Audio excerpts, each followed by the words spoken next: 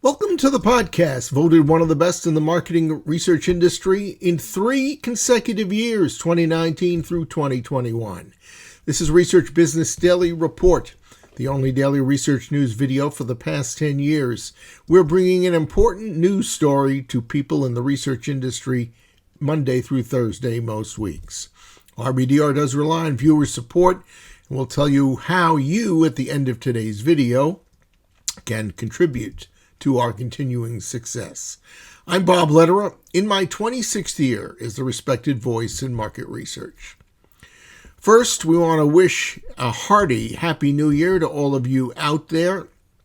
The last 2 years, of course, had their downs and ups. Let's hope for a much better and successful 2022. Today, we're pleased to open our camera once again for Joel Rubinson, president of Rubinson Partners. He's been promoting a handful of newly shaped concepts for advertisers to help them understand for their own good what's really changing. And even more important, to advise them and guide them to adopt, because they've been tested and shown to dispel several long-held beliefs about what makes advertising campaigns go. So be prepared to open your mind to Joel as he addresses some new realities concerning advertising campaigns. Joel? Thanks, Bob. It's well documented that half of ad campaigns show no lift, and worse, in general, doubling your ad spend can be expected to only produce about a 10 to 15% increase in sales. Clearly, marketing needs to do better, and I believe marketing can do better. Why do I say marketing can do better? Well, marketing mediocrity comes from a flawed narrative that can be fixed. Start with the idea that increases in brand penetration drive increases in market share. That leads to the belief that the best media strategy is to buy as much reach as can be afforded, because advertising might turn anyone into a trier of your brand. And since we want the broadest reach possible, hyper-targeting is a bad idea. I want to caution every advertiser not to start their ad planning process by thinking that increases in penetration drive increases in brand share. It's like thinking if you buy ice cream, it will get sunny and warm. In fact, penetration, share, and even repeat rate are not drivers. They're outcomes of the distribution of consumers' probabilities of buying your brand. I've modeled this with 99% accuracy using a beta probability distribution. If you shift the curve so more consumers have a reasonable probability of buying your brand, you'll see increases across the board.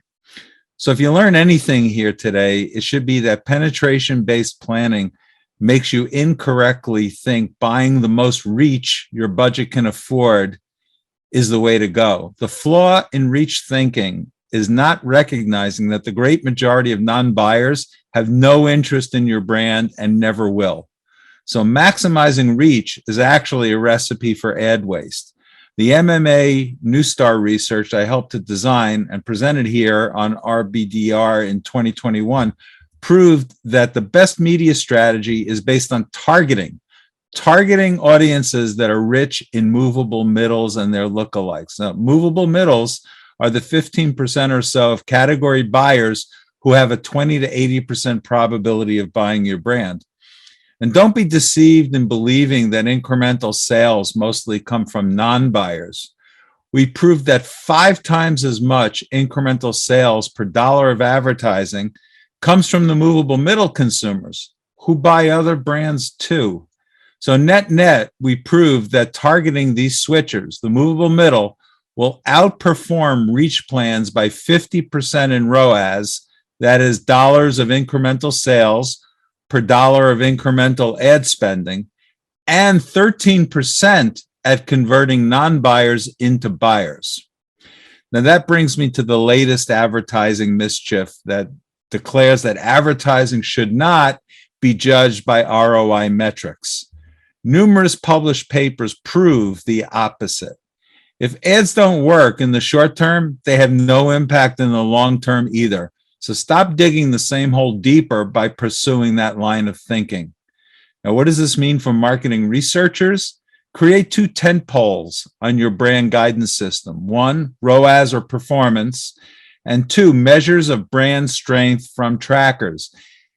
If you were driving up ROAS year over year with no deterioration in brand metrics, which I expect you will see after digesting my recommendations here, you will have discovered a better model for long-term brand growth.